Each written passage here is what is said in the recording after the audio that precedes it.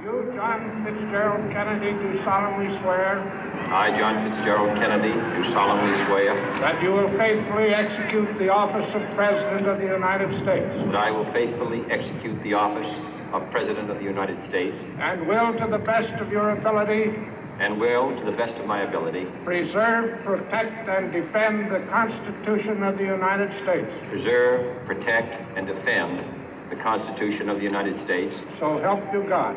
So help me God.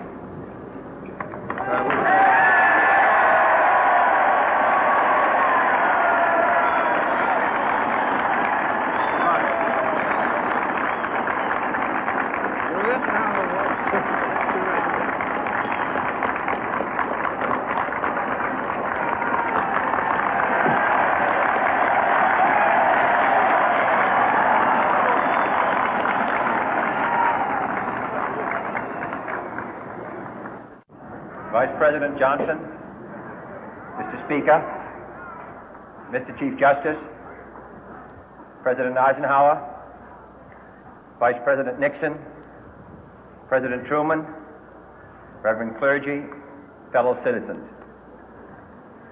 We observe today not a victory of party, but a celebration of freedom, symbolizing an end as well as a beginning, signifying renewal as well as change.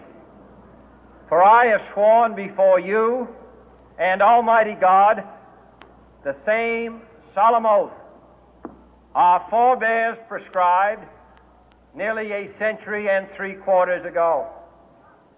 The world is very different now, for man holds in his mortal hands the power to abolish all forms of human poverty and all forms of human life.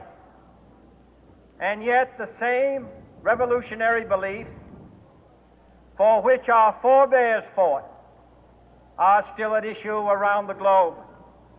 The belief that the rights of man come not from the generosity of the state, but from the hand of God. We dare not forget today that we are the heirs of that first revolution.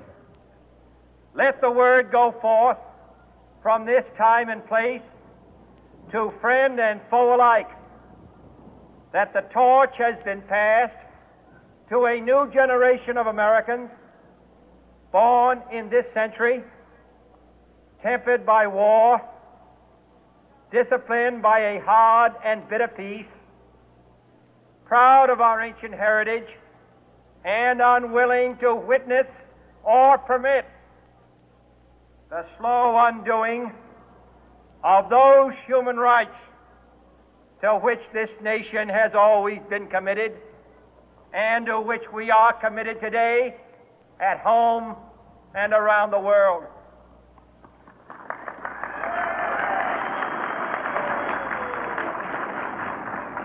Let every nation know, whether it wishes us well or ill, that we shall pay any price, bear any burden, meet any hardship, support any friend, oppose any foe to assure the survival and the success of liberty.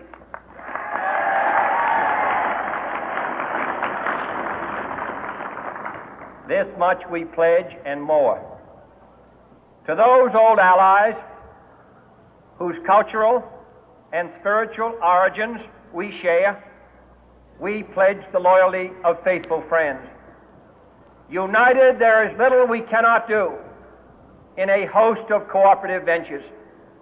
Divided, there is little we can do, for we dare not meet a powerful challenge at odds and split asunder. To those new states whom we welcome to the ranks of the free, we pledge our word that one form of colonial control shall not have passed away, merely to be replaced by a far more iron tyranny. We shall not always expect to find them supporting our view, but we shall always hope to find them strongly supporting their own freedom, and to remember that in the past, those who foolishly sought power by riding the back of the tiger ended up inside.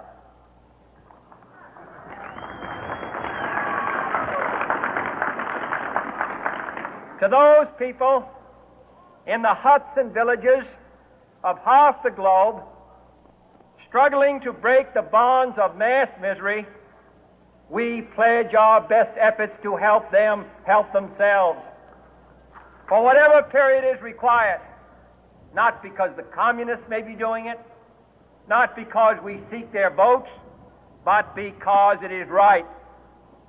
If a free society cannot help the many who are poor, it cannot save the few who are rich.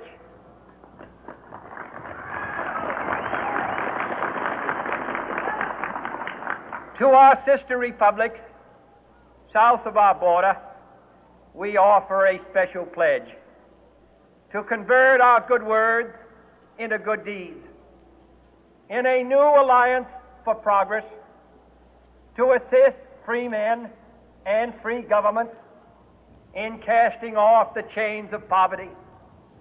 But this peaceful revolution of hope cannot become the prey of hostile powers. Let all our neighbors know that we shall join with them to oppose aggression or subversion anywhere in the Americas. And let every other power know that this hemisphere intends to remain the master of its own house.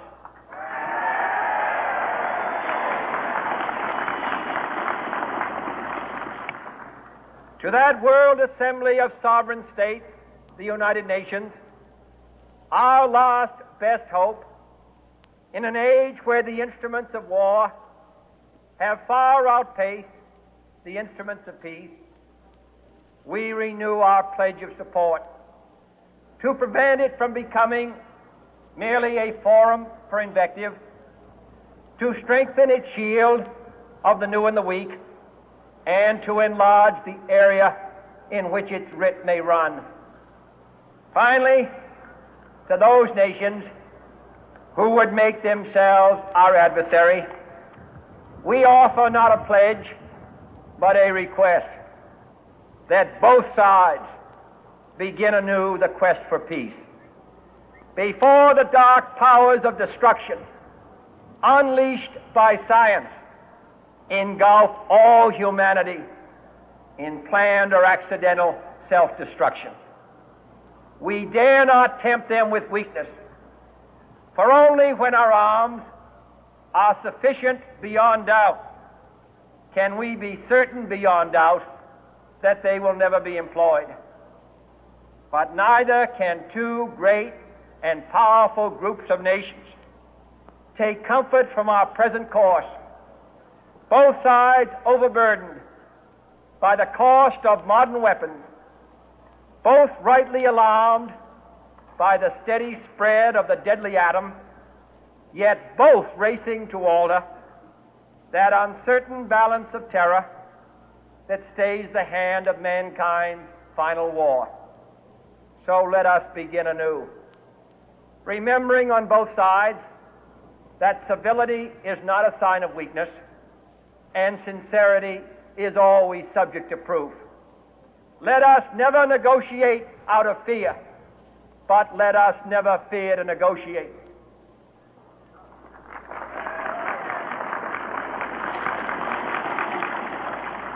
Let both sides explore what problems unite us, instead of belaboring those problems which divide us. Let both sides, for the first time, formulate serious and precise proposals